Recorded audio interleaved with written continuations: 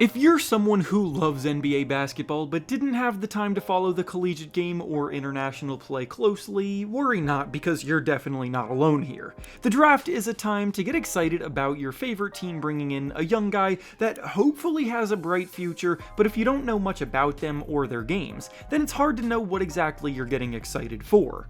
Player comparisons have always been an interesting way to get fans familiar with prospects because even though they're not carbon copies of other players of the past, it helps to point out the similarities in their games, and that's what we're here to do today. In this video, we'll be going through each of the top prospects in the 2025 NBA Draft, and we'll be making realistic player comparisons for each one of them based on their playstyle, production, and upside, trying our best not to overrate them by comparing them all to Hall of Famers, but also not to underrate them either. Before we start though, it turns out a good amount of you watching right now aren't even subscribed to the channel, so if you enjoy the content, consider hitting the subscribe button, as not only does it help out a ton, but it also very much appreciated. Now with that being said, let's begin. First up is the number one prospect this year, Cooper Flagg, and his realistic player comparison at the next level is Paolo Banchero. There really isn't a perfect comparison for Flagg because there really hasn't been anyone that does what he does on both ends of the floor in the same ways. Offensively, Banchero is the one that I favor the most because both players are about 6'9", they're strong forwards that use their physicality to score the ball at a high level off the dribble around the basket, they both have impressive footwork and a lethal mid-range game, they're both fierce competitors, and they both need to continue to improve as three-point shooters. Defensively, Flagg is definitely way more impactful and advanced than Banchero though, so I admit that the comparison isn't perfect. Defensively, Flagg has been compared to Andrei Kirilenko, who uses elite versatility, length, and turnover generating skills at the power forward spot, and his work as a help-side rim protector and shot blocker was ahead of his time, which is a comparison that I like a lot too. So if you combine a bit of Banchero and Kirilenko, then you get Cooper Flagg.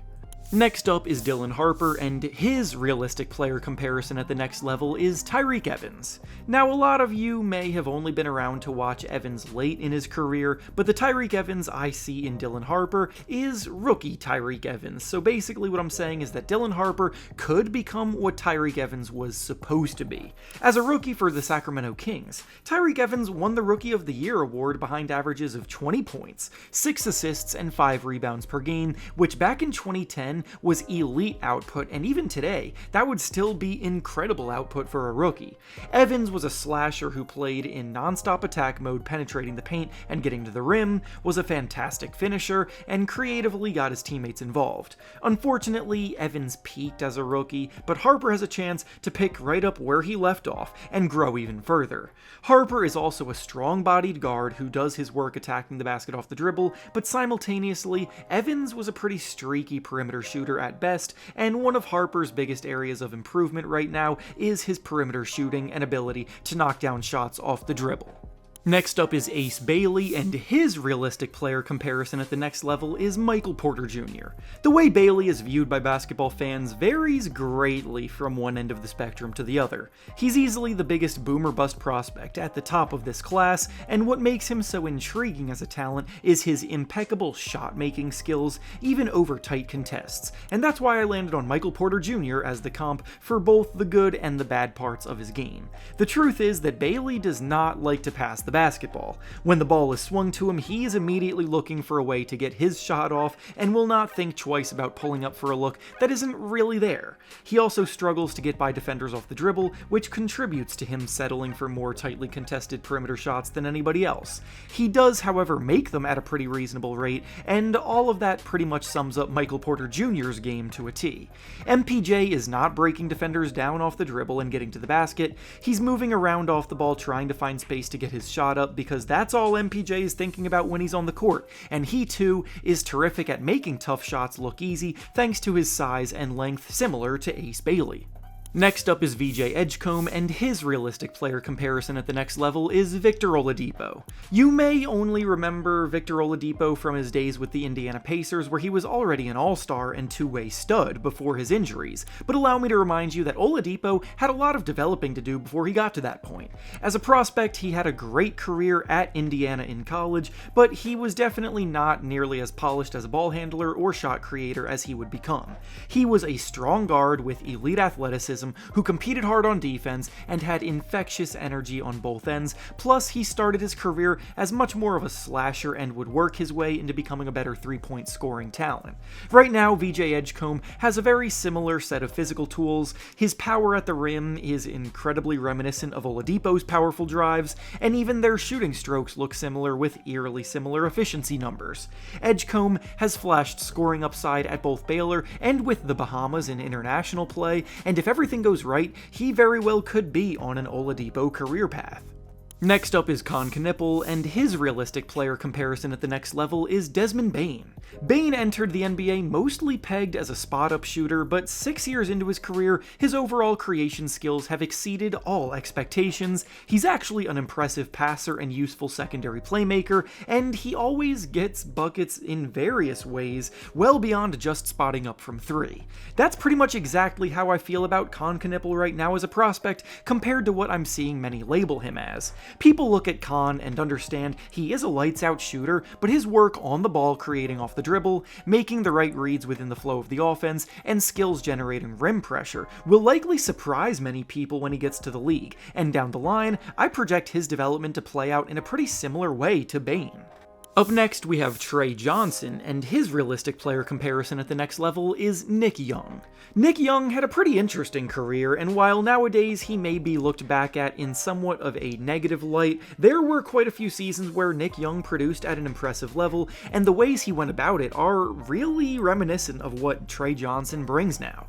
Nick Young was an 18-point-per-game scorer at his best. He had 6 seasons where he shot at least 38% from 3, 3 of those seasons he shot over 40% from 3, and his shot diet came mostly off the dribble through his own creation, demonstrating a ton of creativity. His negatives were usually that he would settle for some bad shots, didn't get to the rim as much as many would have liked, and he struggled on defense. So for both the good and the bad, that pretty much summarizes Trey Johnson. Trey projects to be a terrific volume scorer who does well creating good looks for himself on the perimeter and is a 40% shooter from 3 in college, but his scrawny frame, his struggles on defense, and his tendency to settle for jumpers match up with Nick Young to a T. Next up is Jeremiah Fears, and his realistic player comparison at the next level is Devin Harris. For those unfamiliar with Devin Harris, he's a one-time All-Star back in 2009 who otherwise put together a very solid 15-year career as a starting point guard for most of it. Harris was a speedy, creative playmaker who had a natural feel for the game and a knack for putting pressure on the rim. Harris was a streaky shooter even at his best, but when he got hot, there wasn't a shot that he couldn't hit. He wasn't the biggest guy and sometimes struggled on defense, but he was a strong ball handler who could be trusted to run an offense at a high level. That sounds a lot like Jeremiah Fears right now. Fears is incredibly hot and cold, and on paper his efficiency numbers are not great, but when you watch his film, you see a guy oozing with potential that could lead to all-star upside down the line. And finally, the last prospect we'll be discussing today is Kamon Maluach, and his realistic player comparison at the next level is Willie CauleyStein. CauleyStein also entered the NBA as a top 10 pick in the draft, with his upside as a prospect based around his incredible physical tools as a bouncy 7-footer and his raw potential as a rim-running big with the upside to be a defensive anchor. CauleyStein never really became the shot-blocking rim protector he was expected to be, but at his best, he was a 13 points and 8 rebounds per game guy. Right now, Maluach very much is a project who could have far more upside than CauleyStein, but they both share similar concerns as well, being that they don't block as many shots as you would hope from a player with their size and length, their hand-eye coordination is a bit suspect, and their skill set on offense is limited to pick-and-roll play and rim running. And with that being said, that's all I have for you today. Make sure to like the video, subscribe to the channel, and comment down below what you think about these comparisons for the prospects. Thanks for watching, and I'll see you all next time.